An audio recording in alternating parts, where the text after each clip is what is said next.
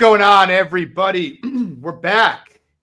Episode number 169 of the Club and Sub podcast. Yeah. Tonight we're talking UFC 299. Great card. One of the best cards of the year. And yeah, I mean, I'm pumped to talk about it. As usual, guys, if you like the show, drop a like, subscribe, follow me on Twitter at MMA Fox, Lags at Danny_Lags. And yeah, interact with us. Let's have some fun. You know, had these couple decent conversations out there today, listening to the intelligence or lack thereof of the masses. It was fun. Hold on, I gotta put my headphones. Oh, you're good. Wrong ears. I got new headphones, that are not Apple, so it's kind of Gotcha. confusing. Gotcha. But yeah, before we jump into this, let's break down. Let's talk about last week briefly. Good card for me. It was almost a legendary card had Alex Perez won that decision. But yeah, I profited 4.69 units. First fight, I think I mentioned on Twitter, but I kind of 180'd off this from, where we were on the pod last week. I had a unit and a half on Loic at like an average of like plus 146. Ended up betting his KO at plus 460 with cash and his KO won, which did not. So that was nice. I bet Vinicius Oliveira. I don't feel strongly about that, but like it's one of the reasons I bet on experience though. Like that was kind of a classic fight where Sopaj kind of cardio dumped and, Oliveira, experienced, tough guy who's been through the fire before, kind of stayed calm and rallied. I actually cashed out of my Tyson Pedro bet last week, which was kind of nice. Obviously saved me a decent amount of money. I then had Alex Perez for 2.5 units. I had a unit and a half at plus 222. I had another half unit at plus 300. I had a half unit on his decision at plus 700. And all that motherfucker needed to do was just throw more strikes from the front headlock position. Like 20 light ground and pound strikes in round 3, and he wins that fight. Was easily stuffing him. The most frustrating thing about all this is I think I've had a great read on Mokaev since he got to the UFC, and nothing doesn't matter. Yeah, nothing to show for it. So like that was a big swing. And then I had 2.5 units at Jairzinho Rosenstruck plus 230, which was not a great line. People kept steaming Shamil all week. Like this guy was a dog to Martin Boudet a fight ago. And we're gonna get into this with one of the fights this week, but like I mentioned it, heavyweight dexterity, it's just not really a thing. Like these guys, everyone's got Shamil sub 1-2. It's like this guy is like a fat dude from Bahrain. Like he's not going against UFC grapplers and like cutting through them like he's some ADCC winner. So yeah, I mean, betting on experience, betting on left strength competition was a nice cash, plus 4.69 units for me. How was your day, Lags? Only had one bet, and it was the first fight of the night with El Swati. I had lost 1.7 units, which obviously we went a little back and forth on Twitter there. Yeah, I mean, props to Lloyd for catching him in the third. I think if it ended up going 15, I think there was only one guy that was likely to win round 3 there, and that was being El Swati. I didn't feel great about the trajectory. Right, exactly, yeah. So, but it is what it is. So we move on to this week. Yeah, so let's get into it. Yes, first fight of the night, we have Marina Marose. She is taking on Joanne Wood. Current price, Marose is chalked up there. -2. Wait, why am I looking at the Rosenstruck Gaziev odds? What the? I think she's like -220 last time I looked. Yeah. Marose -220. Comeback on Wood plus 185. I don't know. My initial instinct before I looked at it was that I was going to probably bet Wood, primarily because I do think she's a better striker. I don't think she is the best, grappler in the world, and I don't think she has a lot of finishing equity. But I do trust, I should say, on the feet, JoJo's volume quite a bit more than Marose. A lot of people, I think, because of Marose's past with the Ukrainian boxing team, have expectations of her striking that I don't think are realistic or accurate. She's a decent striker, but nothing really special. On top of which, I obviously bet Marose big in her last fight against Karen Silva, and she just really, really let me down there. I try not to put too much stock in like outside the octagon stuff and the OnlyFans stuff and whatnot, but the way she kind of soft cocked against Silva, historically Marose has been a very physical woman in the cage, despite her frame. And I felt like that would be enough to, kind of outlast Silva. And instead, she just kind of like just coughed hard in that fight and got tapped to a guillotine with 2 seconds left. Like, she heard the clapper and it got locked in at 5. It's like pretty disappointing. And given all the other outside the octagon stuff, hard to back her. But with that said, I'm not betting Wood because, when I look at this, JoJo on her back is really, really bad. On top of which, she's 38 years old. She's already more or less said she's not fighting again after this fight. So that's not great. They fought before and Marose subbed her, which was a quick fight and it was a long time ago, so I don't know how much stock to put into it. But at the end of the day, I just feel like even though I think Wood outstrikes her on the feet over 15 minutes, I just, Wood mostly spams kicks. And so, we saw her just go to a split with Luana Carolina. The judges don't love her striking. Marose, if she takes the right path here and grapples hard, probably has some scope to dominate the fight. I don't think it will be quite as easy as I've heard some people make it out to be. JoJo's takedown defense statistically doesn't grade out well, but I actually think she's got decent first level takedown defense. But with that said, like I said, I mean the youth, the edge from Marose, and just the massive grappling upside here is kind of enough for me to not be too interested in Wood. What do you think? I candidly almost laid the -170 when I was done taping this, thinking just because of the massive grappling upside. But then I'm like, it's going to be pretty close on the feet. I personally think Marose is the better striker, but if there's anything good you can say about JoJo Wood, she does have a lot of volume in her fights, so it's an easy pass. Yeah, I agree. Moving on, interesting fight. We got Asu Almabayev. He's taking on Carlos Vergara. Almabayev, current price, -575. Comeback on Vergara, +425. What are your thoughts here, Lags? Will you be parlaying up Almabayev? Betting any props on him?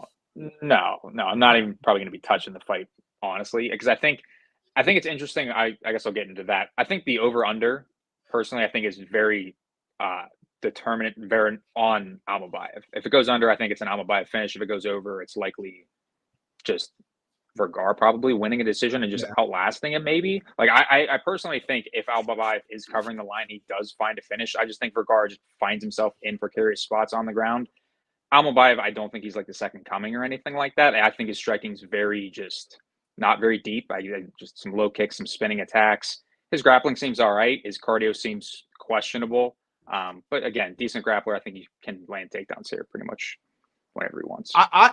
I'm probably going to bet Vergara here, to be honest. To be quite honest with you, like, I talked about it. What the fuck was that? Sorry, someone just banged into my office door. Yeah, definitely. Nice. To be quite honest with you, I think I mentioned this when we broke down his fight with Ode. I think Almabayev's pretty bad, to be honest. Like, he's an okay wrestler, and if he gets the top position, he's okay.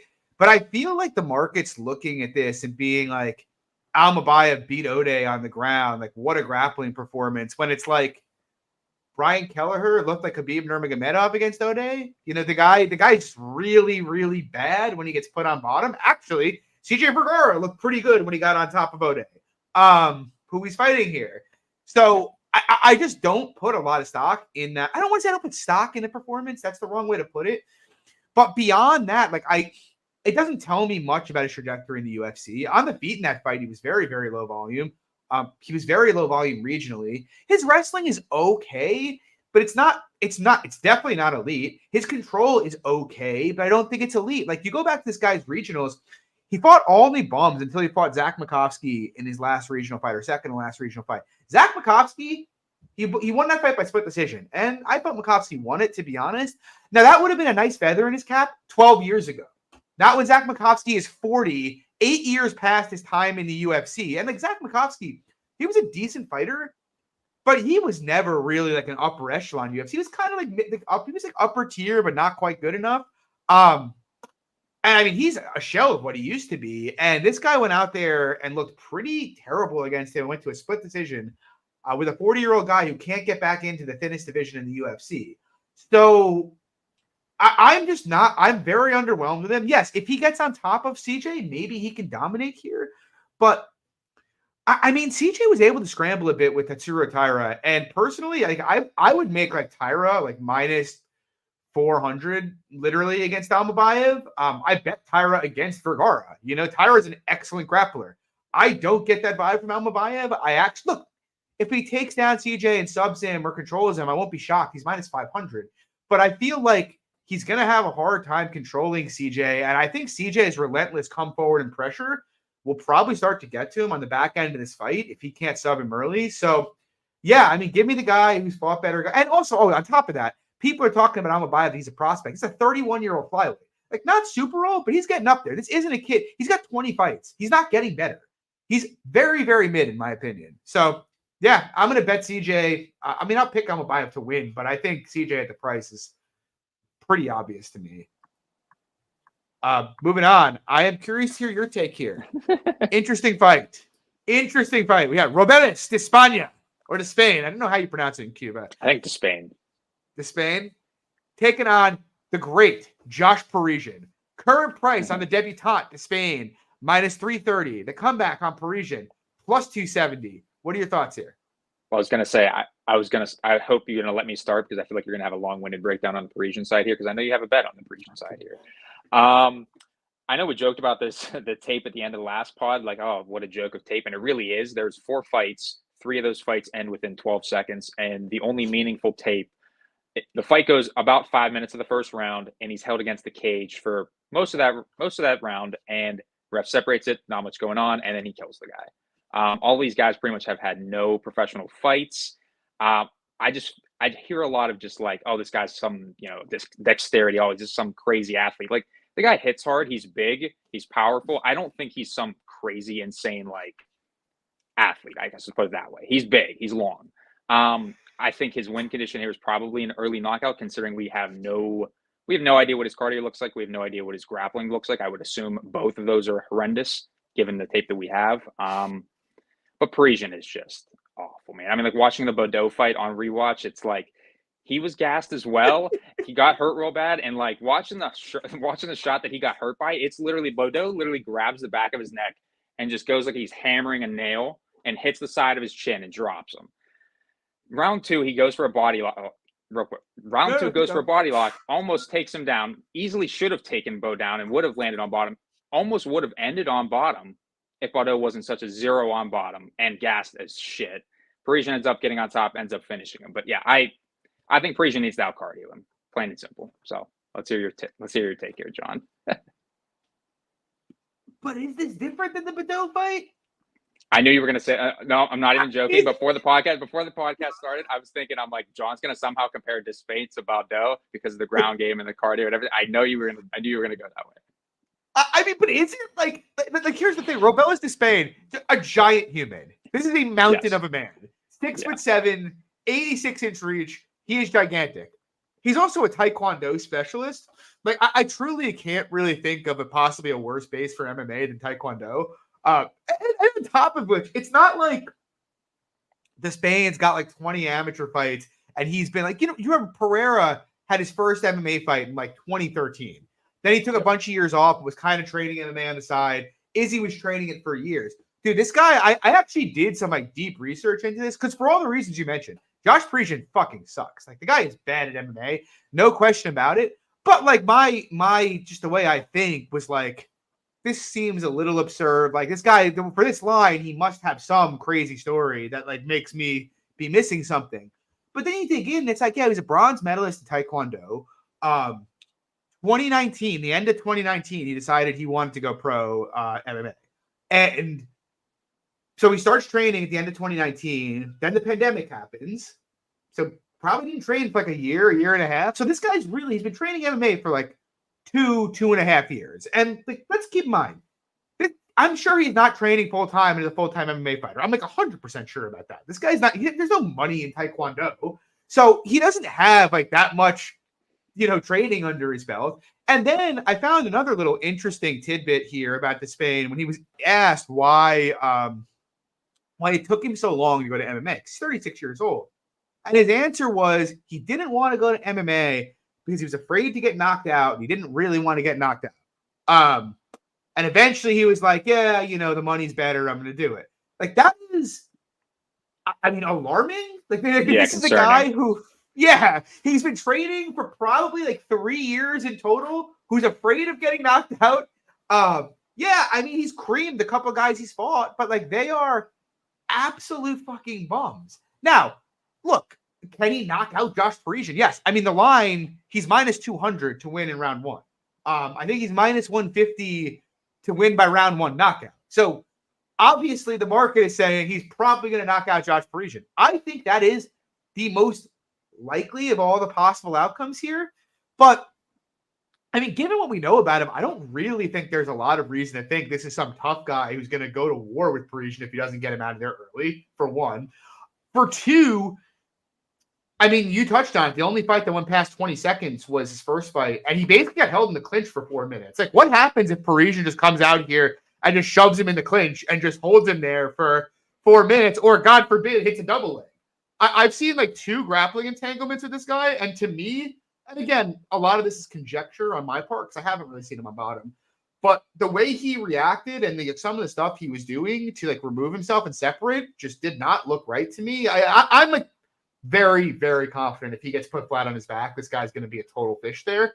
And so I don't know. Am I passionate about the Parisian side? No. But like the take is Josh Parisian sucks. He sucks. He sucks. He sucks. He's had 18, he's got like 20 pro fights. He's got 2 wins in the UFC. Like, Robelis has fought no one with more than 1 professional win and has only gone past 20 seconds 1 time. And Tristan said he escaped the clinch. No, rewatch the fight. The referee separated him from the clinch both times. He did not escape the clinch a single time in that fight. The guy looks very, very raw to me, man. I am fine with making him a fave. He's big, he's long, he's explosive. He's probably got more KO upside. Parisian's old. He's got heart issues. He's pretty bad. But, I mean, at the price, I mean, I'm basically just going to go and play like roulette and just bet on red till it hits here against Robelis, to be honest. That's where I am. I have a unit on Parisian plus 350. I think the price is stupid. He sucks, sure. But guess what? This is one guy I'm not missing the fade on because when it comes, it's going to be glorious. So, anyway. Love it, John. Love it. Moving on. This is a light heavyweight fight. We got Felipe Lynch. He's taking on, it's a rebooking. Taking on Ion Kududala. Kududala minus 125. Come back on Lynch plus 105. What are your thoughts here? Honestly, I'm fine with Kududala just being aligned, just a slight fade, just because I think that round 1 upside is just pretty massive, I think. But, I mean, we know this story with Kududala. The guy's got 5-6 minutes of gas, really. I think Lynn's down the stretch probably could find a knockout. I think it's going to be a gross fight. I think Lynn's is going to look to clinch Kududala up, drain that gas tank, and just really wear on him. So, yeah, I mean, pick would be Lynn's, but I think the line's more or less fine. Yeah, I don't have a strong pick. I kind of lean the other way, but not particularly strong. Like, I agree with you. I mean, I think at this point, we don't even need to break down Kududala fights in terms of, like, the gas tank. You know, we know he's going to be held Devin for Clark around. fight was the anomaly, and that's about it. Right. Probably going to slow down. That is what it is. I think Kududala is clearly the more skilled fighter, in my opinion. He's obviously the much younger fighter and probably the more durable fighter. But, you know, we know the aforementioned cardio issues, and so trusting Kududala at a minus number pre, just not something I'm really particularly interested in doing. None of the totals or props really interest me because they're all kind of based around the known narratives here, so I don't really want to get involved there. I guess I'll pick Lynch just because I do. Like, I'm with you. If he survives down the stretch, he'll probably win the fight. But at the same time, Tristan asked if I think round 1 Lynch is pretty live. I kind of think he's going to get dominated early in this fight. Keep your finger near the live trigger because I do think Kududala is a skilled fighter. He has no energy management. So, but yeah, I mean, I'll pick Lynch, I guess. I have no interest in betting this fight, especially because I have, Oh, go ahead. No, go ahead. I was going to say, just I have 18 units risked on this card already. I have no interest. Yeah. Damn. All right. All I was going to add is I think Lynch is just a pretty physical, like big, strong guy that like later in this fight, I think Kududala is even going to struggle to get him down, even if he does have success getting him down early, which I don't think is. I tend to agree with you. Moving on to a fight I do have a bet on, though. We have Michel Pereira taking on Mikhailo Lasejuk. I have Pereira to win 2 units at minus 138 here. Initially, I was going to pass it because I was like, Macau could do a lot of things to give Pereira problems. Do I really want to bet Pereira at a favorite number? And the more I look at it, though, the more I think it's a pretty good fight for Pereira. I mean, obviously, since I bet him. But, right. I mean, the big question with Pereira for his entire career has been, can he manage his gas tank efficiently? And, initially in my head, I was like, Macau pushes a pretty heavy pace. That's not really something I want to get in front of. But when you go back and do the tape, Macau, he slows down quite a bit himself. Like he very, very rarely, I don't want to say he death gasses, but his output usually falls off a cliff in rounds 2 and 3. And so I actually think Macau probably can't sustain the pace that he needs to actually break Pereira in this fight. So I think his best round will be the first. But what I found interesting is when you look at guys who have kind of used the outside efficiently against Macau, he's kind of helpless. He kind of follows around, guys around a bit. He's had some issues with precise strikers. If you go back to the Bukowskis fight, he was pretty fortunate to get that decision. And Bukowskis is a lot less skilled and certainly a worse outfighter than Pereira is. To Tristan's point, Pereira getting KO'd by Dusko a while ago, somewhat concerning. But the fight was years ago. But I do think McCall can win by KO here for sure. I think the opportunities and heavy exchanges will be there. And I tend to think that's his best path to win the fight because I think Pereira is a more technical fighter. He's a much better kicker. McCall is pretty much a one-dimensional boxer. Pereira's got decent hands, and he's also, I actually kind of think McCall being a southpaw opens up the body kicks from Pereira, and especially those teeps and those front kicks, a lot more than orthodox fighters do. So I think he should. I think they can both have success, especially early. What really differentiates it for me, though, is I've seen McCall struggle with outfighters before. McCall's grappling is really, really poor, both his defensive wrestling and his jiu-jitsu, and so. We've seen Pereira go to the well to wrestle to break pressure before, and I think that's here all day if he wants it. He's going to be able to take him down at will, if McCall's pressure gets too uncomfortable. I don't really see McCall being able to do a whole lot to stop that, and especially when you get to the back end of the fight, if they're both tired. I kind of like having, my money on the guy who actually has the ability to put this fight on the ground. And then you're just zooming out a bit more, like from a macro standpoint, Pereira's been fighting some really good guys lately. Whereas, you look at McCall, his last bunch of wins, Chidi, and a fight he almost died in before Chidi did Chidi things and gassed out. Cody Brundage, Sam Alvey, Gamzatov, escaped Bukowskis. But he's really, his best performance, in my opinion, was probably the Jacoby fight that he lost, 29-28. I just feel like people they watch McCall's body work, and we'll get into somebody else who's like this later in the card, and they're just like, oh, man, this guy's elite, great striker. And I just don't think he's elite at anything. I'm just not a McCall Osage guy. Give me Pereira here. What do you think, Legs?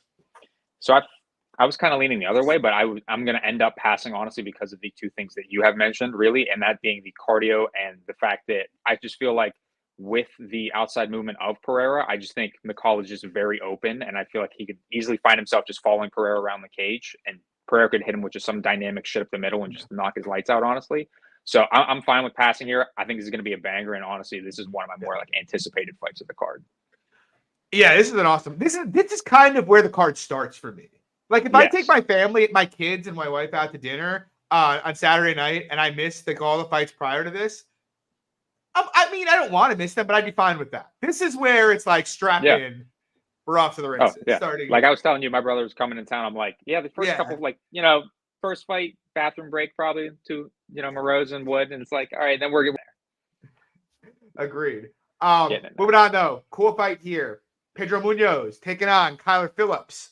Current price, Phillips is minus 204. Come back on Munoz plus 174. What are your thoughts, Lags? Cool fight. Not a ton of thoughts for me though, personally. Honestly, I think it's just a bit of better's remorse for me. Honestly, having Munoz against Frankie Edgar, and I'm like, well, he just kind of seemed real slow, and he has honestly just seemed very slow since then. Like, I just think fast guys on the feet that have very good footwork will give him issues, and I feel like Kyler's exactly that archetype. I do think the leg kicks for Munoz could be very interesting if they end up obviously compromising him, but I think that Phillips should be pretty fine in this spot. I bet Pedro plus 215 for a unit and a half. I think there's a little bit of meat left on the bone. I made him like plus 150 here, and I think you can make an argument for being even a bit tighter than that.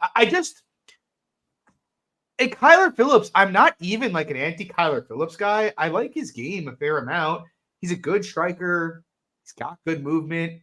He's a very good jiu-jitsu player. He's a good wrestler. But the guy, he's just something's missing, man, because he has all the skills in the world, but he can't manage his energy at all. His IQ is non-existent, and to me, he seems like an absolutely horrific nail. Like, there is no world where this guy should have lost the fight to Raulian Paiva. And you look at it, and he's gassed out, and the dude is still throwing wheel kicks like 8 minutes into the fight while he's clearly tired. And it's like, bro, what the fuck are you doing? Just like take a breath, take him down, and hold him there. And instead, he just like he basically killed himself in that fight. You go further back than that when he fought Victor Henry regionally, the exact same thing happened.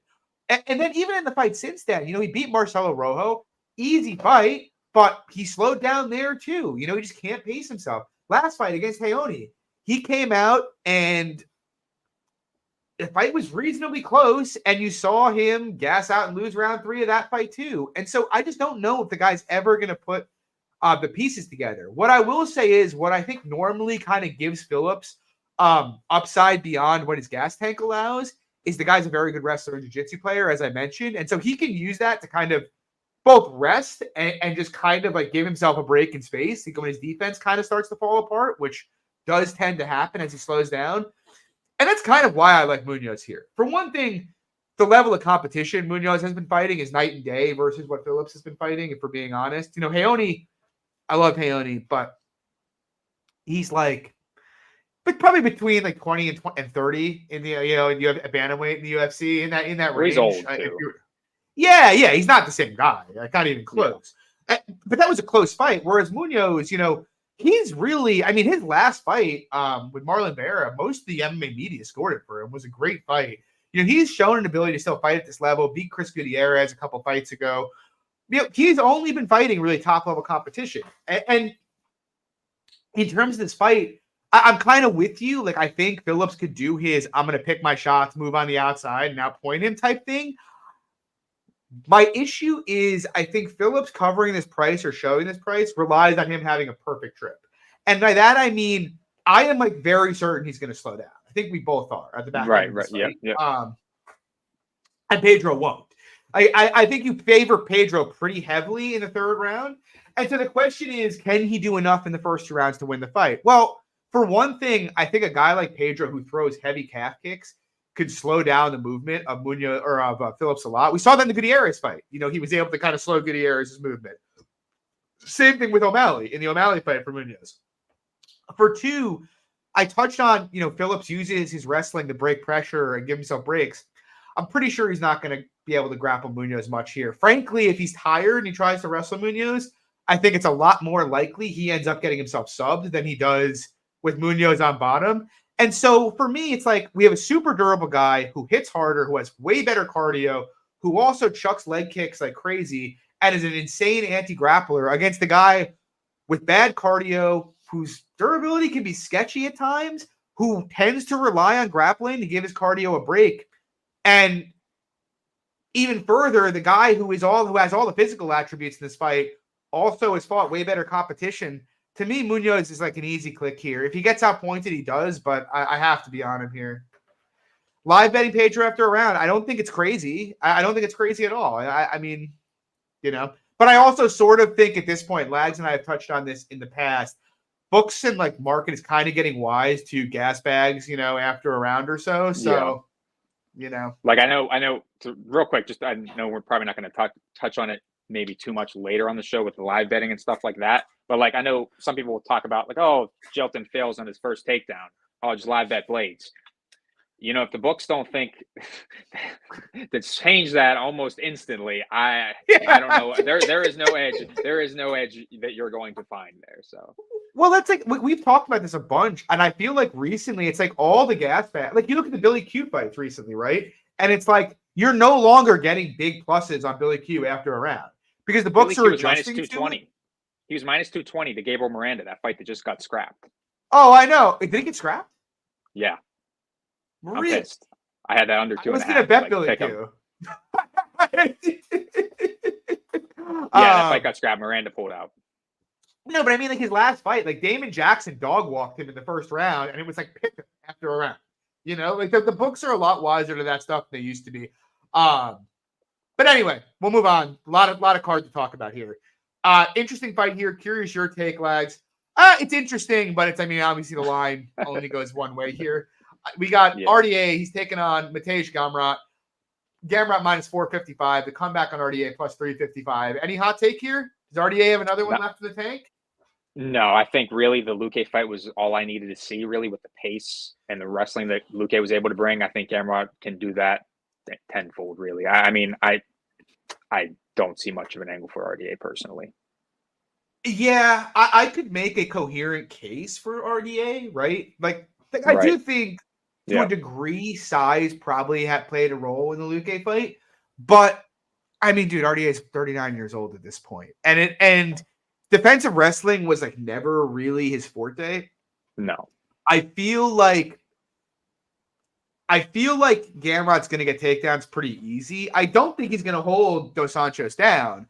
The problem I have is, theoretically, I think Gamrot's kind of fragile and hittable on the feet, but I feel like RDA's hands haven't looked good in years. Even like going back before the last couple fights, that fight with Felder was mostly outstriking him standing. Most of RDA's wins in the last 3 or 4 years have been against guys who he could just dumpster on the ground. He's not beating anybody in the striking these days for the most part.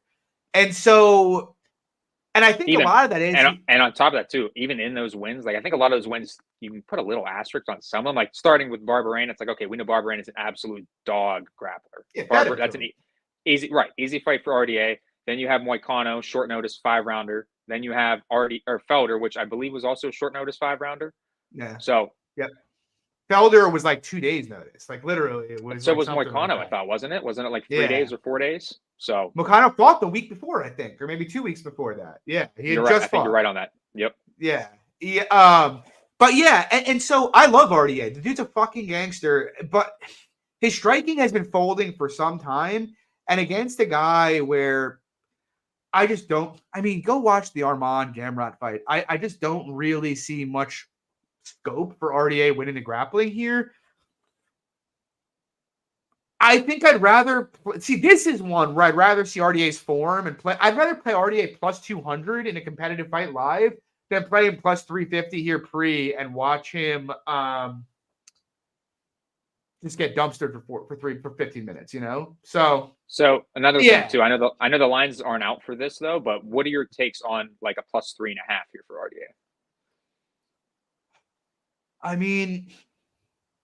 It's all price dependent, I know, which is tough. So there's no lines out for it. So I just don't. I feel like it's either going to look like a really close fight or he's going to get dumpstered. And by dumpstered, I mean he gets taken down 10 times. Right, and it's 30, kind of a boring on 3 cards. Yeah. Like I don't think. See, like the big difference between like RDA and Benny is like, first of all, Benny's a better counter grappler, I think. But also when they separated, Benny knew he had to let shit fly at him. Whereas and Benny RDA will let shit fly on the feet. Yeah, exactly. Whereas RDA doesn't do that to anybody anymore, really. So, yeah. I hope he wins, though. I would love to see RDA get one. You know what I really want? I think I might have mentioned this in a group chat the other day. We need RDA to reach like his Jim Miller time of his career. This is a 40-year-old man who's given his heart and soul to the UFC. He's never winning a title again.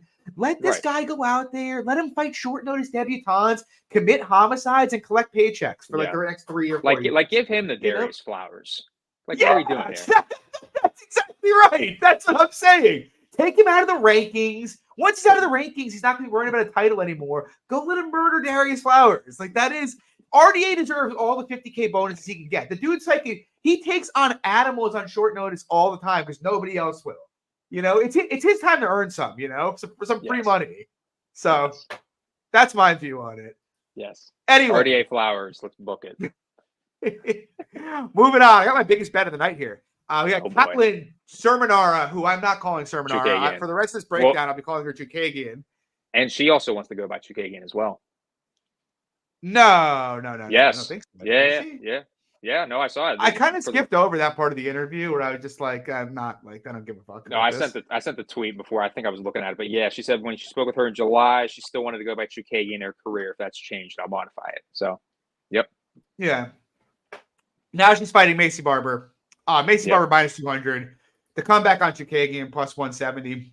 The only case I see for Maycee Barber in this fight is age. And, you know, there was obviously some sad stuff talked about during Katlyn Chookagian's press conference today. I'm not going to hop too far into it. If you guys want to go see what it's about, you can go check it out. But I don't really put that much stock in it. I shouldn't say I don't put much stock in it. I should say people react to that kind of stuff in different ways. What I do know is Katlyn Chookagian is in great fight shape. I know that for a certainty. And to be honest, that's all I really need. I have 3 units on her, average price plus 177 here. I'm going to keep this short and I'm going to keep it sweet. Katlyn Chookagian is better at Maycee Barber in every aspect of MMA. The only things Maycee Barber is better than her at is age and God-given physical intangibles. And she's got some of those. She hits very hard. She's more. Is she? I think she's a better wrestler. I don't know. Did you watch the Andrea Lee fight? I did, and I bet Andrea Lee scarred for life. Yeah. I mean, look. Maybe if you want to call the wrestling a wash, fine. I actually think that's the path towards Maycee covering is her massively leveling up her wrestling, getting Chook down and holding her down. I just don't really see it as being that live. I mean, look at the people that have come out here and tried to wrestle Chook. The only one who's had like big success controlling her was Valentina. Maycee's not on that level. And if you actually look at the recent fights, you know, Chook, I mean, she's very good in the clinch, which is where most of Maycee's takedowns come from. And we watched Chook maul Jennifer Maia there. She easily outstruck Ribas in the clinch. She dominated Antonina, who's like a Thai specialist from that position. I mean, Maycee, I guess, can get takedowns, but I'm like almost positive Chook can get takedowns here too and could potentially get some top time. And on the feet, it's just like night and day. Chookagian, she's a much better striker than Maycee, just much cleaner boxing. She's a better kicker. She manages range better. She's 4 inches taller. She's got a 3-inch reach advantage. Zooming out even more, you know, she's been fighting only top 5 to 10 women like the last 5-6 years. She just fought a southpaw in her last fight, Manon Fiorot, who is both bigger than Barber, longer than Barber, hits harder than Barber, and is far more technically skilled than Barber. And that was a competitive fight. You look at Barber's last fight against Ribas. Ribas was piecing Barber up on the feet in that fight. Until she pulled for the heel hook at the end of round 1, she was pretty easily out striking her. And even round 2, until the head kick, she was pretty easily out striking her. Watch that fight and then go watch Katlyn Chookagian and Ribas and what it was happening when they're striking. Chookagian lit her up at distance. The striking gap here is just enormous in my opinion. Obviously, Barber has some moment upside with the power. A lot of moment upside, I should say. Yeah, but that's really her only path. You know, Chookagian's a much better technical striker than she is. So yeah, I mean, and then you just go from a market perspective. I mean, Ribas was minus 200 against Maycee. Chook was minus 150 against Ribas. I just don't see how Maycee's going from plus 170 against Amanda Ribas to minus 200 against Katlyn Chookagian. Yeah, I think it's stupid. I think Chook should be a small favorite. It should be a competitive fight, but I think Chook's much more reliable to land volume. I think she's a slightly better fighter everywhere. You know, maybe some of the stuff that's happened to her will have an impact here, but look, I can't cap what I can't cap, and I'm not going to even try to factor that in. Chookagian is one of the best fighters ever in the women's flyweight division. Maycee Barber is a solid up-and-comer, but I don't think she's on this level, personally. What are your thoughts, Lags? So I'm going to take a slight cop-out in the sense that I'm probably going to play the plus 3.5 because, to your point, I do expect it to be a relatively competitive fight. And outside of the big moments and slight wrestling upside that I lean for Maycee, like you touched on, Chook is the much better striker here, not really even close. So, again, just maybe a little buyer's remorse from the injury at Lee spot, because I think Lee has more scope for takedowns in that fight. Let's talk about that fight though, right? I mean, Andrea Lee, we just talked about Andrea Lee a couple weeks ago before that fight, and you and I both more or less said the same thing. We can't back Andrea Lee because she seems like she's shot. And then she went out there and verified for us that she was in fact very, very shot. I mean, Barber just went life and death with her. That seems like a pretty bad look to me, personally. It does. That's all you got for me? It does? It does. No, I guess the only reason I know. I guess the only reason why I'm more so like in the plus 3.5 and thinking, okay, more competitive fight than taking the money line. No, that's fair. Just because I don't think the wrestling upside is there for Chook at all. Whereas with Lee, I think there's a bit. I'm not going to say she's a great wrestler or anything, but there was obviously scope for her to land takedowns there. I don't know, man. It kind of reminds me. She's not obviously Macy's not as bad on bottom as Antonina is, and she's clearly worked on her grappling a fair bit. But Chook's a very smart fighter. If she feels she's stronger in the clinch than Macy, she will take her down. So we'll see what happens though. I love Chook here though. Hopefully she gets it done. She's from Jersey City, which has some great areas and some sketchy areas. I've lived in both. Nice. I no longer live in Jersey City, FYI. But I'm a big fan. Anyway, moving on. Awesome fight here. Throw it to you first, Lags. Jailton Almeida, Curtis Blades. Current price, Almeida minus 113. The comeback on Blades, minus 107. What are your thoughts? This is number one anticipated fight. I think I'm going to talk first narrative perspective. This is Jailton's biggest test in terms of overall MMA fighter, in my opinion. Striker, wrestling, cardio that he's going to face. Outside of this, you have Gone and Aspinall, which again we can talk about later.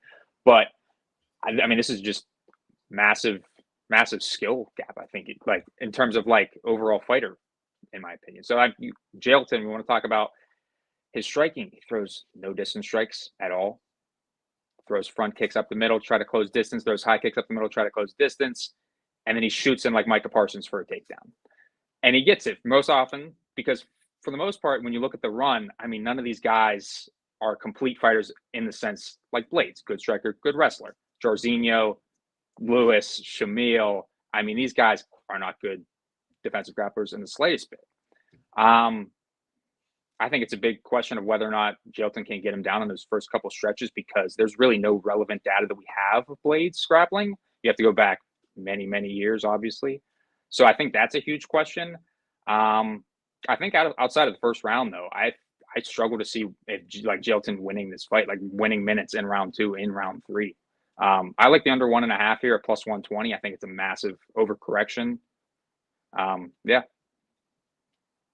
So I think most of the takes I've seen both backing Blades and backing Jailton are pretty square, personally. And I say this because they somewhat boil down to this, and they're very basic level. On the one hand, you have Blades people being like, Blades the D1 wrestler. He's going to sprawl and brawl. He's obviously the best grappler Jailton's fought. He's going to stop the takedowns, piece him up on the feet. On the Jailton side, you have people like Volkov took down Blades. Cody East took him down 3 times. Jailton's going to take him down. The level of jiu-jitsu is different. He's going to take him down, dominate, and finish. I think both of those takes are pretty, I don't want to say they're far off the mark, but I feel like they're very reactive and I think aren't really sophisticated enough. On the one hand, there's elements of truth to both, right? Jailton is certainly the best submission grappler that Blades has ever faced. They don't make many submission grapplers at heavyweight like Jailton Almeida. There's no doubt about that. And it is true that Blades is obviously the best wrestler that Jailton's ever faced. But I think I've bet Blades, first of all. I bet Blades to win 2 units. But I don't think Jailton can take him down, and I think he's probably going to be honest. It's kind of funny, and it's also annoying because I had a big bet on Blades, plus 165 the first time it was booked. And then the Lewis fight happens, and fucking everybody comes in. They're like, oh my God, Almeida looks so bad against Derek Lewis. We're going to steam him. And I was like, he won the fight 50-44, If anything, I felt like what I learned from that fight was that Jailton, to a degree, was kind of better than what I thought he was because, I mean, he wrestled hard for 25 minutes. And that's something that most heavyweights can't really do. And so all of these people are like, he looked so bad. And I'm sitting there like, what the fuck? Like, how is that a takeaway? And how is my bet getting canceled? And I have to take a minus price on Curtis Blades here. I thought he looked decent in that fight. The issue for me is, look, I think Almeida can get Curtis down. Now, I don't put too much stock in the Volkov fight because when Volkov took him down, it was 3.5 rounds in. Curtis had taken Volkov down 10 times by that point and was already exhausted. And even going back to the East fight, for one thing, Blades was not really worried about takedowns at all. He was actually trying to wrestle East. And obviously wasn't worried about getting taken down. For another thing, it was 8 years ago. So, I mean, who fucking cares? You know, it was 8 years ago and he was like 24 years old. So, again, I don't put a ton of stock in that fight either. What I think is likely to happen, look, Jalton's going to try to do what he did. Like you said, he doesn't really have much striking. He's going to throw his front kicks. He's going to dive in, and he's going to try. One of two things is going to happen. He's going to shoot a takedown. Either it's going to get stuffed or he's going to get Blades down. If he gets stuffed, he's probably going to try to shoot another takedown right after it, or move to like a half guard sweep, kind of like what he did to Lewis, and try to get him down that way. My thing is, I don't think it's going to be as easy for Almeida to just outright dominate Blades on the mat if he doesn't want to get dominated. And I don't say that because I think Curtis Blades is a sophisticated jiu-jitsu player. I think he's probably not a sophisticated jiu-jitsu player, to be clear. I say that because, and I touched on this a bit last week, it's really hard to dominate large heavyweights on the mat just because like the dimensions of their bodies and just the way they move. And now, for Almeida, he has dominated the guys he's fought, but like, let's be real. Like, let's look at the guys he's fought, right? We got Parker Porter, not in the UFC anymore. Anton Turkalj, he's like one more loss from not being in the UFC anymore, and he's also, you know, a light heavyweight. Then you get Shamil Durakimov. Well, we can talk about Shamil. I mean, Blades finished him actually easier than Jalton did on the mat. You know, again, guy with nothing once he's grounded there. I think the Derek Lewis fight. And like I said, I don't think the Derek Lewis fight was a particularly bad look for Jalton. I mean, he dominated the fight for the most part. But you kind of saw what happens with a heavyweight who kind of decides he wants to get up. They kind of just get up, you know, like Lewis did it a couple times. Now, the thing is, with Lewis, he was able to take him down and just slide right to mount because Lewis is, for one, Lewis, despite being very explosive, is completely uncoordinated. Like, look at the way the guy stands. He basically stands with his legs inverted. He's very, very easy to topple over. He's got like he does. You know. I know. It was a set. It was such a setup. It was unreal. He's like the best bad athlete ever, or the worst great athlete ever. I'm not sure which. I think it was the first. I think it was what you said first. That's how I would describe it. Yeah. Because he is explosive, right? He has a lot of explosion, but he also has no coordination at all. Like you look at the Spivak fight, Spivak was pretty much just mat returning and just doing like little weight shifts and just like moving him down. So but Lewis was kind of able to just, can you hear me? Yep. You're frozen though. Lewis still hear you though. Oh my God, Christ almighty. Okay. Well, Lewis was kind of able to just power out of bad positions against Almeida in that fight. And now he's fighting Blades. And while I think he has a fairly decent advantage against Blades from a jiu-jitsu standpoint, I feel like if Blades, who actually is a real athlete, not just a clumsy athlete like Derek Lewis, if Blades decides he wants to get up here, I don't really think there's a lot Almeida could do to stop it. Like, can he get a standing back take? Yeah, he probably can, maybe. But at heavyweight, he's going to fucking gas himself fast if he tries to do that. And if he gets in on Blades and Blades just has a whizzer on him, he's not going to flatten Blades out if he's got a whizzer. He's just too big and too strong. And so I don't think it's going to be, like, maybe I'll be wrong about this. And it turns out Blades is just a total white belt fish. But I mean, even if he's a white belt, I kind of think Blades is the kind of athlete, and he's big enough and strong enough that he's probably not going to get held there if he doesn't want to be. And the other side of that is I think there's a lot that can go wrong on takedown attempts for Almeida, right? If he shoots in like too low, like some of the shots he took against Ross and Lewis, and he ends up with Blades sprawled on his back, I mean, that can go really bad for him because you can gas him out, and you might have Blades just sitting there dropping ground and pound on his back or his body. if he tries to go to a half guard sweep and Blades just decides he's going to consolidate, I don't know that Almeida will be able to do a lot because I don't think I don't think it's going to be easy for him to escape. Can you hear me still? Yep, still hear you fine. Still frozen. Okay. All right, now I'm back. Now you're good. I don't think it's going to be easy for him to escape being underneath Blades. So, because Blades is a really heavy guy, and unlike Derek Lewis, Blades actually understands how to control guys and how to grab underhooks. And I think people underrate how difficult it is to get out, who haven't grappled with men that are like a lot larger than you, how difficult it is to get out from underneath someone who's 30 to 40 pounds heavier than you.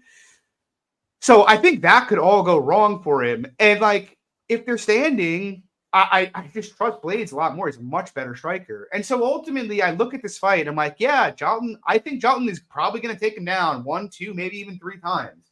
I could be wrong about how the jiu-jitsu will play out and Blades can't get up. I don't think I am, but I could be. But I feel like Blades can win this fight being taken down 2 or 3 times, whereas I don't see a lot of equity. I don't see almost any equity short of something super meme for Jalton winning this fight without absolutely dominating on the mat. Whereas I could see Blades taking him down and smashing Almeida on bottom. I could see Blades just easily outstriking Almeida on the feet. I just think there's more ways for Blades to win. And then the last thing I'll say, and I'm sorry, I know it's been a long breakdown, and my apologies for that. But the last thing I'll say is I think people underestimate how much harder it gets to take guys down as you move up the ranks. Let's not forget, last year, Alexander Volkov was plus 150 to Alexander Romanov because Alexander Volkov got taken down a bunch by Curtis Blades, and Alexander Romanov's a wrestler. Romanov got absolutely dumpstered in that fight and couldn't take him down at all. There's just a difference as you move up the levels and you fight better and better athletes at heavyweight. Blades is the best athlete Almeida's fought by far. He's the most schooled grappler Almeida's fought by far. I think it's an interesting fight. Super intriguing, but I tend to like the Blades side here. 2 units for Blades, minus 105 for me. Lags, next fight of the night. Am I frozen on your screen, by the way? Yes, you are. You are. Next fight of the night, I'll throw it to you first to break it down. Yadong Song taking on Peter Yan, and then I'm going to bounce in and out. Yan minus 118, come back on Song minus 102. What are your thoughts? All right, sounds good. So Yan and Song Yadong. I have a bet here, 1.5 on Song Yadong plus 105. Little bit of a short winning breakdown, I guess, for me, but I just more so think, give me the guy with better hardware. I would probably say commensurate power to Yan, better optics, and the guy that's more likely to win round 1 at a very high clip at plus money. I just think it's more often than not a very close fight. So honestly, give me Song. I don't think there's much wrestling equity for either guy. I think it mostly stays standing, and I favor Song in what's largely be, I think, a close fight. Yeah, I have Yan to win 2 units here. I do get your take because, honestly, initially that was kind of my lean, and I guess ultimately for me, what it comes down to is level of comp, step up. Yeah. I get that too. I understand that. I guess what? This is good. I hope so. Nice. I guess ultimately what it comes down to for me here, level of comp to a degree, because we did see Yan. And look, some of these lines were off, but he was minus 300 to Corey, minus 500 against Aljo, minus 200 against Marab, and now it's like he gets Song 3-1 against Sean. Yeah, it was like the worst guy in that group, and it's a pick-em fight. Now, I do get it, especially over a 3-round fight, just because, Yan has had a horrible tendency in his career of starting slow, and especially letting guys get volume off on him while he's starting slow. I guess what did it for me was just kind of rewatching both of their performances versus Corey back. Yan was making reads against Corey and just adapting his style in fight in a manner I just don't think Song has shown he's capable of doing. Yan covers the cage differently. If you're moving against him, he will fire, body kicks, leg kicks. If he needs to wrestle, he'll wrestle. And Yan more or less makes changes every single fight, mid-fight. The guy will adapt his approach in the cage. Whereas Song, I just haven't seen much other than what he is. You know, he wants to hunt you down. He wants to bite down and throw combinations in the pocket against you. And when guys haven't hung in the pocket with Song, he kind of, not that he can't land, but he'll get kind of in this mode where he's picking one or two single shots. Like, he really needs to sit down on his combinations. And so it makes me think Jan has a lot of upside here for kind of just having this fight go to where he wants it to go. And I don't mean by the ground or standing, but I mean, Jan can play the back foot game or he can play the pressure game. But I kind of feel like for Song to really outperform Jan here, they need to be exchanging. And if they are exchanging in the pocket for 15 minutes, Jan is probably going to look like a pretty bad bet. But I just feel like Jan can do so many things in this fight, and Song is kind of limited to the fight that Jan gives him. So between that and Jan's like level of experience and strength of schedule here, I just have to lean to the Jan side. I made him like minus 150 personally. Moving on though. Gilbert Burns, Jack Della Maddalena, current price, Jack Della minus 164, comeback on Gilbert plus 144. What are your thoughts here, Legs?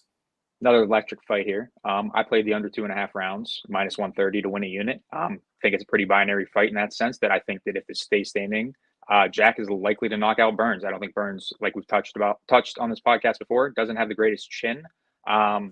Mostly just overhands on the feet.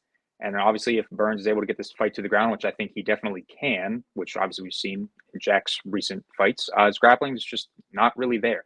Burns can easily sub him, I think, if he gets his fight to the mat. So I like violence in the spot. In terms of a pick, though, I'd lean on the Burns side just because I think Jack's defensive grappling has just looked so bad against Basel that it's like guy with ADCC grappler and Burns probably can get him down, but like Burns' cardio to me just seemed kind of sketchy that it's like I'm all right. I'm fine. I like the under. Yeah, I don't mind the under. I might take it. I'm eventually going to play Burns. I don't think that should be a surprise to anybody. I mean, again, it's kind of similar, but in a different way. So like I said, the best thing Macy had on her side was age. And I think that's the best thing Jack has on his side. The biggest difference between him and like a Macy Barber is extremely unlikely to finish that fight, whereas Jack has a very, very strong possibility of ending Gilbert here. What I will say is I feel like I do think there's a lot of recency bias on the Gilbert side here. Like, everybody's like, oh, you look like shit in the Bilal fight. Like, bro, if you're fucking using the Bilal fight as a point of reference, like, do more research. I mean, the guy literally tore 3 muscles in his shoulder in round 1 in that fight. he couldn't wrestle or jab for the last 4 rounds of the fight. That is just really not the fight to try to gate and take any kind of read from, in my opinion.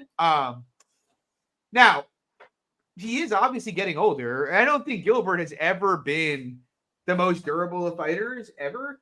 And so I think Jack Della, like walking him down, piecing him up and smashing him here, I mean, wouldn't be a shock to me. Della's obviously a very good boxer. His striking impressed me last fight. You know, I bet Holland. I didn't really expect him to outstrike Holland over 15 minutes. Obviously, it was a competitive decision, but honestly, I didn't expect that would be all that competitive, and it was.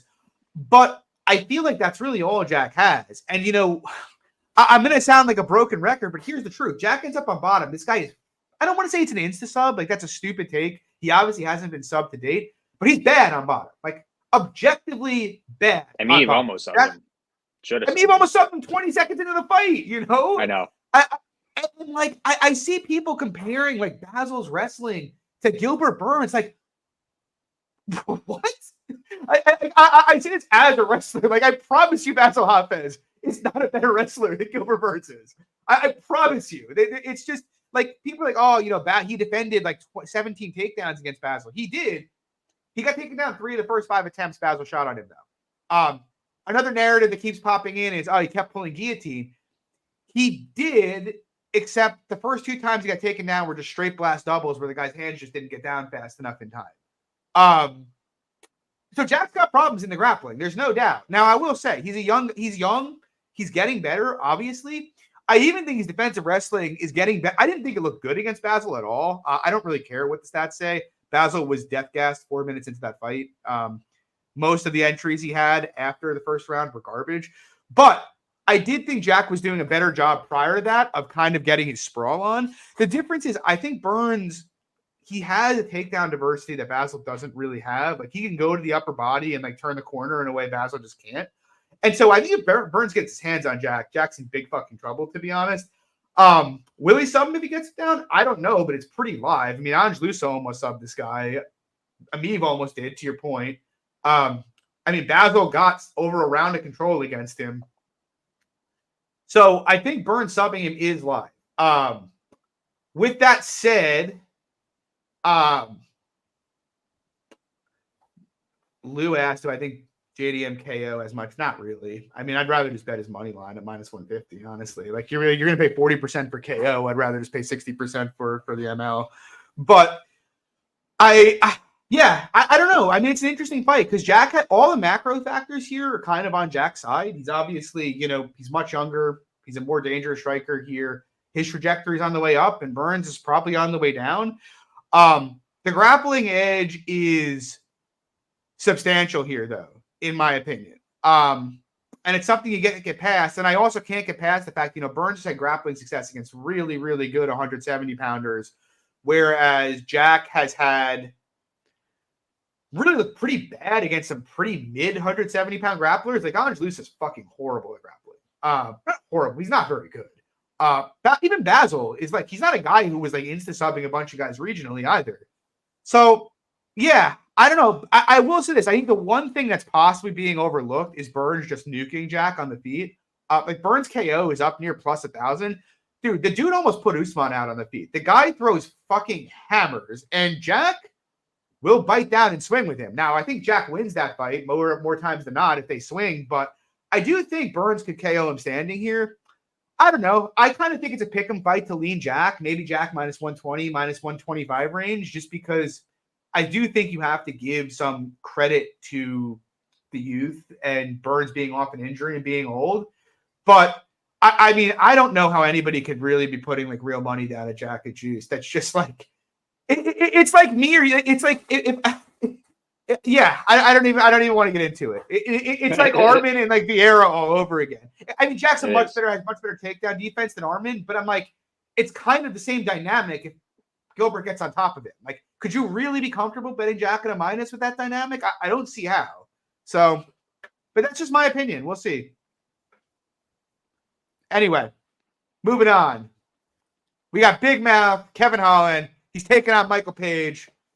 Current price, Kevin Holland, minus 132. The comeback on Michael Page, plus 112. What are your thoughts, Danny? Been seeing a lot of, I guess I would say the big take that I'm hearing from people here is I think, MVP was signed. Fun fight, Kevin Holland. Fun fight in his first debut. Great, easy fight for MVP. I think this fight's going to be boring and like horrible to watch, personally. I think more often than not, I think it's a staring contest given their styles. But honestly, I more often than not tend to favor the Holland side. You got a guy who I think is the better striker, more durability. Obviously, he's not going to mix the grappling, but if anybody was going to have grappling success in this fight, it's going to be Kevin Holland. And yeah, I just honestly, I like the striking of Kevin Holland. It's pretty solid, and I just don't think MVP is that good, personally. So yeah. Yeah, I'm with you. I have 2.5 units. Did you bet him? Yeah. No. Bro, get on the wagon, man. I have 2.5 units on Colin minus 123. I think he's fine at the current. I think it's fine for a bet at the current price, personally. I mean, look, MVP is fun. He's obviously a talented striker. He's also 37 years old, or he's going to be 37 next month. If you look at the guy's MMA career, I mean, his best win is Douglas Lima, but he didn't really deserve to win that fight, in my opinion. And that fight was an absolute low-volume shit show. Beyond that, his best win other than that is like, I'm literally looking at this now, out wrestling Paul Daly, I guess, in what was like one of the worst fights ever. I don't know if you remember that, but it was horrible. But other than that, it's like Ross Houston, Shinzo Anzai. Like, he was a Bellator legend.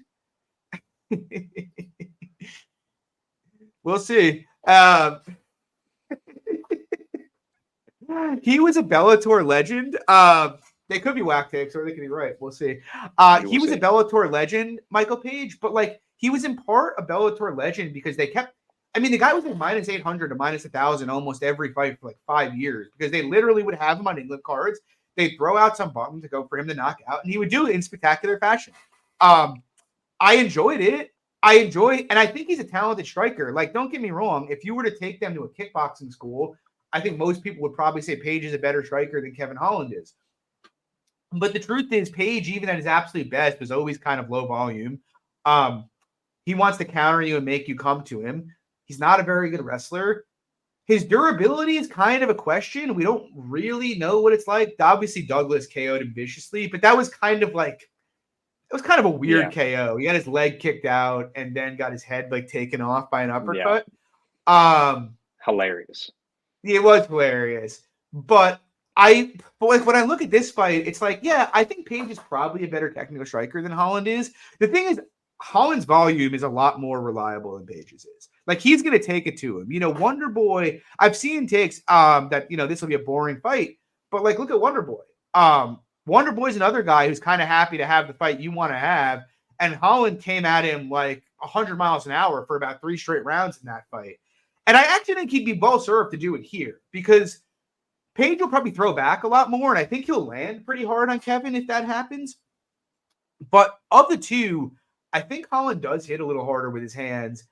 I think he is far more durable than Page is. Like, Holland's durability is crazy. I trust his output more. He's fought way better guys. If anybody is to have grappling success, or if someone is to trip and there's a scramble, I would expect Holland to dominate that position. So, I mean, ultimately, I just kind of feel like it's a fight where Page, he's getting called over here on a pay-per-view. It should be a fun fight.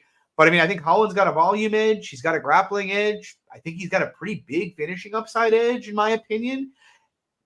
Yeah, and a durability edge, like you were saying. Yeah, as well. It could play out close. It could. But I just don't really see... It's very hard. I think it's a fight IQ question to me. That's all. Not even. I don't even care about his fight IQ. This fight personally. That's what I keep hearing, and that's what I disagree with everybody on. Like I keep hearing it's a fight IQ thing. He's probably not going to grapple. Like no one should bet. I'm not even talking about the grappling part. I just feel like he could have just a fun striking fight, just back and forth. Not really. I don't know. Like, I think the Jack fight was very winnable, and to me it just seems like he fought like an idiot. Yeah, but what I do think though is that he just has so much more upside here. He's 6 years younger. I think he has a lot more finishing upside. He's the more proven fighter, and like that in and of itself is enough for me to think this should be like 65%. Whereas Page is like a low volume 37-year-old striker whose best win is Douglas Lima, who, if we're being honest, is probably never as good as people made him out to be. You know, the guy won a bunch of close, ugly decisions against the elites of Bellator. So, yeah, I like Holland here. We'll see what happens, but I'm happy to go with youth and, the more proven guy of the two. Moving on, though. Banger here. Probably the people's main event, I'd imagine. Benoit Saint-Denis looking to punch his ticket into the top 5 and maybe a title fight here.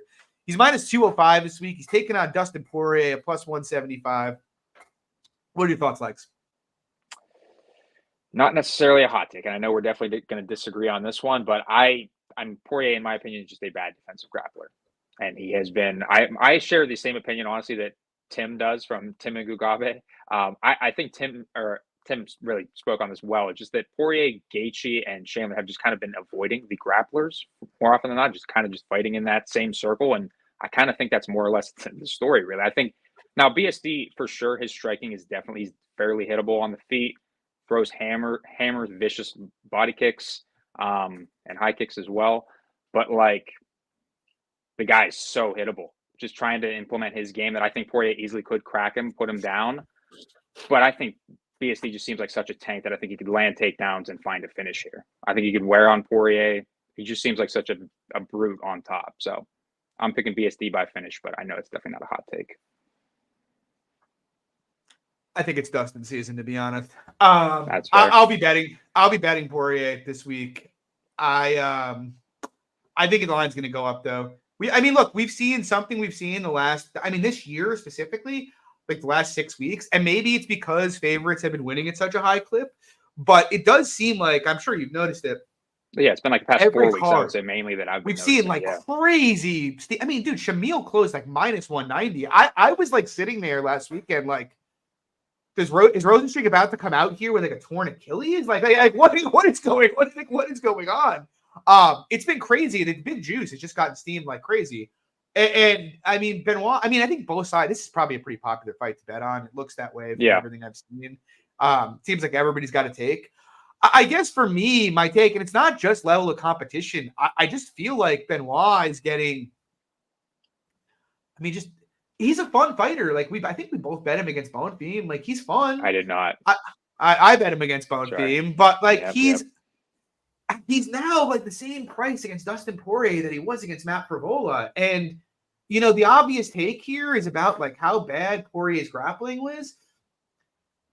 I feel like Benoit's grappling is getting like pretty drastically overrated personally, especially his wrestling, because really when he's wrestling, he's mostly just firing blast doubles at guys. And it's usually with him being a hammer when he's pushing forward against guys and he can get them against the cage and take them down. But I don't actually think his control is that good. I mean, Thiago was kind of just standing up pretty easily against him.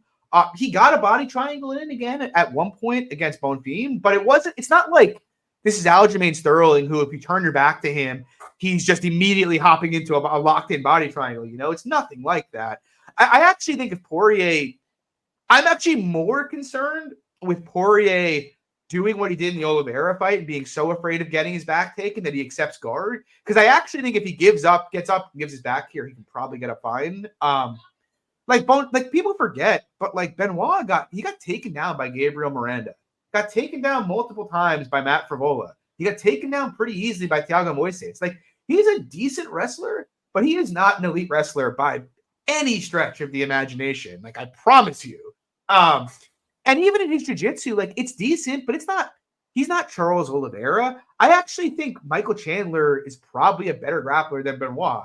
And it's funny because I saw someone say this week, Michael Chandler controlled him. He's not a great control grappler. It's like Michael Chandler dumpstered Goiti Yamachi and Brent Primus, who are both like super high-level black belts, on the ground for like 40 minutes. Literally just took them both down, held them there, and smashed them for 40 minutes. And like people are like, Chandler's not a great control grappler. This is what, Saint-Denis obviously going to outperform that. And I just don't, I feel like that's a large assumption that he's gonna outperform Chandler. Like Dustin was just minus 200 at Chandler, and he's a dog to Saint-Denis. I just think that's kind of crazy. You look at the last two guys to sub Dustin in the last 10 years, and they are. It is true. Chad did say that. I think that's Chad. Jeez. But like the only two guys to sub Dustin in the last 10 years are Charles Oliveira and Khabib Nurmagomedov, both of whom would involve Benoit. Like I said, I think Michael Chandler is a much better grappler than Benoit is. On the feet, I mean Benoit could knock him out, obviously, but like you've seen it. This guy, like this is not Thiago Moises, who's going to throw one punch for every four that comes back on him. If he bites down in the pocket with Poirier, I don't think. Here's the thing: I don't think he can be on the feet with Dustin Long. The difference in striking is crazy between the two, and Benoit may hit as hard, but he's not nearly as sharp. He's not going to do well in extended combinations at all with Dustin here. And so with that in mind, like my view is Benoit, he has to suffocate him. I don't think he can win a fight where he can't just gas pedal him into grappling for 25 minutes or sub him very quickly. But I don't know how likely that is. And even the cardio, like, are we sure this guy's got good cardio? I feel pretty sure he can't fight at this pace for 25 minutes. Like, pretty confident, He looked pretty tired in the Zaleski fight. Now, grain of salt, Zaleski almost literally ended his life. In that fight. I'd say that was on short notice, too. It was. But, like, that's our sample, And so it's like, you're not betting on Marab here, on Benoit Saint-Denis. You're betting on Benoit Saint-Denis, whose best win is head kicking Matt Frivola, who fucking ran away with his hands down. Love Matt Frivola, but that has Benoit's best win against Dustin Poirier. Like that's where we are. The argument is that maybe it's Dustin's retirement fight, and it could be, but like I actually love this. There will be blood. Rob Lawrence just said Diamond sub is a 10-1. I don't think it's crazy. Is this the time Dustin hits the guillotine? It might be. John has been saying it all week. But I actually think I have been saying it all week. But I actually think like him out scrambling Benoit to a dominant position wouldn't be that shocking to me. Like Dustin's a better grappler than fucking Gabriel Bonfim, you know? Like, come on, Gabriel Miranda too, or Ishmael Bonfim. Sorry, like this is it's just stupid. I mean, Dustin's been fighting top 5 guys for fucking 5 years, man. The guy's got proven cardio, he's got proven durability, he's got proven toughness. All Benoit's got is a bunch of quick wins against a couple bums and head kick Matt Frivola. I just maybe he proves me wrong here, and this is the second coming of Khabib. But I see nothing to suggest that's the case. Fading French grappling with Dustin Poirier at near plus 200. I'm in for that all day. I'm going to bet Dustin. I'm not doing it yet, but I am going to bet Dustin here, and I think he gets the job done. Last thing I'll add on this fight, though, I think this fight from both sides, I think it's a great from a prop perspective. I think like if you want to target those mid props for like subs or KOs for either side, I think they're both pretty big numbers. Tristan says that Mike Brown trained him to stop jumping Gilly. I hope he keeps jumping it here. Jump the Gilly, Dustin. Go for it. Message him. You got an Instagram DM him, John. You know the plan, Dustin. Jump it. Give your back up and just keep doing it. Eventually it'll lock in. But yeah, I mean, I do like Dustin here, honestly. Let me be clear. I know I said a lot of anti-Saint-Denis things there, or Saint-Denis things. I think he's a good fighter, and I think he's obviously got a good process. But I mean, would you disagree, Lags? The guy's obviously a super sloppy striker. Like, he's not a good striker. Yes. Yeah. Right? I bet the under 2.5 in the Zaleski fight. Right, exactly. Kind of the same thinking there. Yes. So it's like he's not a good striker, and I'm like, he's a good grappler. He's a physical powerhouse, but like I'm very confident he's not like an elite grappler. So it's like if he doesn't have the cardio to gas pedal Dustin for 25 minutes, I think he's kind of fucked here, personally. So we'll see. I could be wrong. But anyway, he just seems like one. Last thing I'll say, he just seems like one of those guys that will gas pedal you and doesn't. I mean, we're questioning that cardio, but I just think, given his style, he's probably just going to find finishes in those first 2 rounds in 5-round fights. Given the way he fights, he's just nonstop in the beginning. So I agree with you. The question is, like, against a durable guy who is a black belt, like, is he likely to find a finish here that quick? We'll find out. Questions will be answered, John. Questions will be answered. Moving on. Main event, though, the rematch. We got the Sugar Show. Sean O'Malley. He's minus. Actually, a big minus now. He's minus 275. Now. Yeah, against Vera. Plus 235 on Chito Vera. I bet O'Malley at minus 200. I also have a half unit on his decision here. His decision prop. I like Sean a fair bit. I've never made it a secret that I am not a fan of Marlon Vera's game. I feel like it is entirely meme oriented. You know, I respect his toughness, I respect the durability, I respect the cardio, but basically his entire career has been moments over minutes. And we've both known that was going to run dry eventually, and we both bet Corey Sandhagen because we're like a durable guy who's taller than him and longer than him, who's a better striker, is a pretty easy bet. Who has grappling upside too? Yeah, but I didn't even think Corey was going to grapple him, honestly. But I feel the same way here, honestly. Like Sean, you know, say what you want about Sean. Maybe he can't deal with leg kicks, although he's looked like he's dealt with them pretty well recently, to be honest. But the guy's got like the best striking metrics in like UFC history. Like he outlands his opponents by like 5 significant strikes a minute. Chito gets outlanded at range per minute. Again, I touched on this in the Sandhagen fight, but a lot of what makes Chito so successful is his size for the weight class and his athleticism and all the high octane stuff he can do to, like, you know, cause critical hits. Similar to the Sandhagen fight, Sean's taller than Chito here. He's longer than Chito. He measures distance better. Unlike their first fight, this is not in the Apex. It's in a big octagon. I guess the big question in this fight really comes down to like, oh, you know, can Sean fight 25 minutes? I'm not actually that worried about it. It's funny. I remember people shitting on O'Malley pre-Jan fight about the Moutinho fight. And like my view was the dude landed 240 significant strikes across 15 minutes. Like if anything, I would say it's kind of similar to the Jalton fight, right? It's I was just going to bring that up. Yep. It's like, if anything, he showed me he's got really, really strong cardio in that fight. And Chito is a guy, like, I don't think he's going to need to throw 240 significant strikes to, win this fight or land 240 significant strikes. Because Chito, he's just so low volume and he's so bad at cutting the cage off. And so, yeah, I mean, for me, I feel like Chito can finish him, obviously. He's one of the most dangerous fighters ever. But O'Malley, he's so much better striking than him. His volume is better. His defense is just night and day better. And I also kind of have this suspicion, like, Chito's very durable, obviously, but I think it's worth pointing out that, like, most of the guys he's fought lately don't really have a lot of power outside of Munoz. And now he's fighting a guy who doesn't just have a lot of power, but is also, like, really, really sharp. And so I kind of think Chito could eat some hard shots here and potentially get deterred more than he has in the past. People underestimate, the way power deters volume. Kind of like what we said last week about Rosenstruck. Remember, I told you Jairzinho was going to outland that guy. And everybody was telling me how much more volume Shamil Gaziev throws than Jairzinho Rosenstruck. Yep. Power tends to deter stuff, though. And now, Chito's got balls of steel, so it's like, it might not deter him, but it might. And I don't think it's being looked at enough. So to me, it's like, I feel O'Malley's striking metrics, they speak for themselves. I mean, the fact that this guy outlanded Peter Yan 85-55 at distance over 15 minutes in a fight that was fought at an absolutely hellacious pace, I think speaks volumes. Like, it's just very, very hard for me to see Chito really, performing better than Yan there. If anything, I'd expect him to perform significantly worse. And so it's like, can Chito make it enough of a fight where he exhausts O'Malley and finishes him? Maybe, but I'd be a little surprised if Chito had much grappling success here.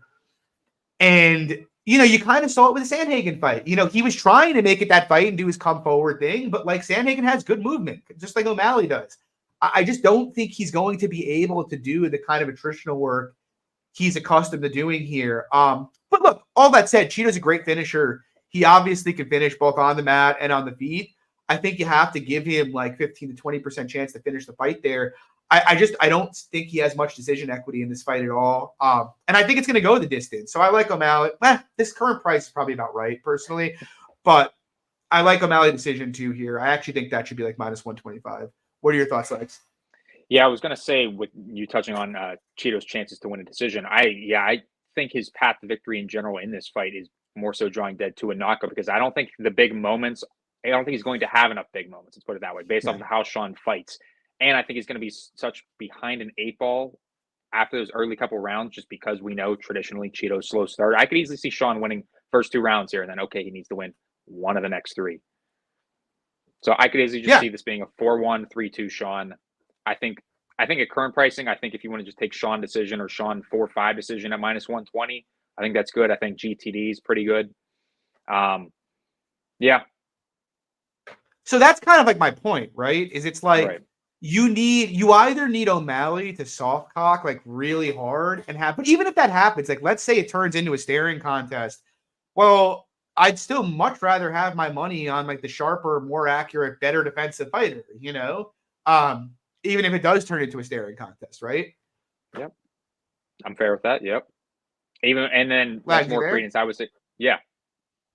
Yep. You hear me? You're cutting in and out a bit. Oh, okay. Lags. Can anybody hear Lags? Can you chat if you can hear Lags? Yes. Yep. Hear me? No. Oh, it might be me. I think it might cutting be. Out. I was gonna say it might be you cutting in and out, because I think I see you. You're now freezing. Oh no, you're good. Good now. Hold on 1 second. All right. Because I think you are now frozen, John.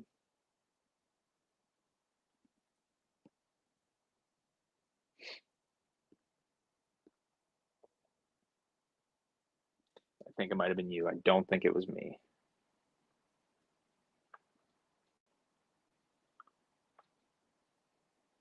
Yeah.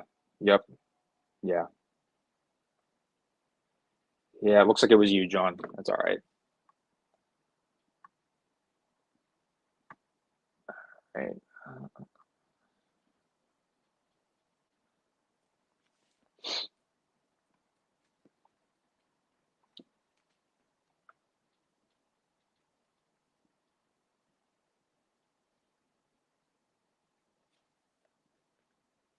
think John's still coming back in here. Not too sure. I think he's just going to pop back in and out here.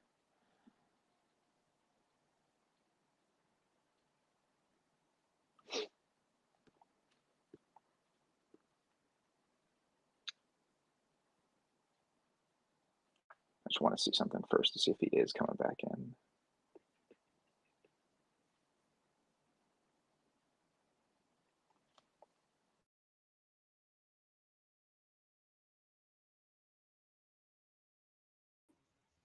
Jesus fucking Christ. I was just wondering. I was like, are you coming back in or not? Or what are we doing? Yeah. There you go. I don't know why this keeps fucking happening to my Wi-Fi. That's freaking ridiculous. What did you miss? What did you talk about? What is the last thing you heard from me? Oh, I'll be honest with you. I don't even know. You were about to say something and you just kind of cut out. And so I'm like, I was just going to say, if you look at their metrics. Yeah, I was just going to say, if you look at their metrics, I feel they tell the story. Like, Sean defends distance strikes at 64%. Chito defends them at 55%. Chito gets outlanded by 1.59 strikes a minute, or 1.22 strikes a minute. Sean outlands his opponents by 4.45. Like, these guys, Sean's got, like, literally the best striking metrics, like, in the history of the sport, and Chito's are pretty bad. Like, it all comes down to, like, Chito, his knockdown rate's 1.26%.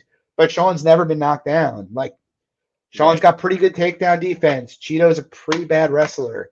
I don't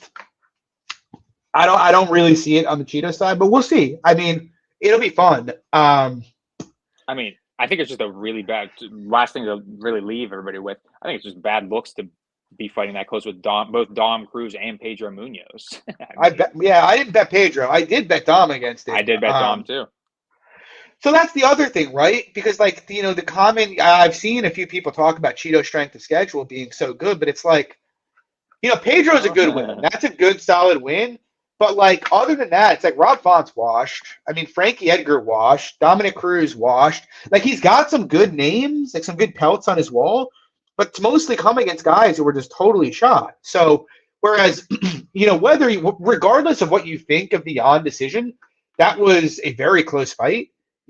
And Jan's a lot better than Chito is, and O'Malley's more or less destroyed everybody else he's fought. So, yeah, I'm on the Sean side here, but we'll see. We'll see what happens. Big slate for me. It could be a really fun Saturday night, or it could be a really, really fucking miserable Saturday night where I tell my wife we need to sell the house. So we'll see. Anyway, thanks for stopping by, guys. I'll throw a giveaway out at some point this week, or a potential giveaway. We'll throw out a jackpot out there. Maybe we'll attach to. We'll do some kind of parlay. Do some kind of parlay building like we did before. Should we do a parlay, or should we like attach it to like a dog? Like last time it was Vieira to sub. Like, should we attach to like Poirier to win ITD, something like that? Let me see. Because if we're gonna give out $200, it can't be for a favorite to win. It's got to be something fun. Yep. Oh, I know. That's fair. Just give me 1 second here. Let me.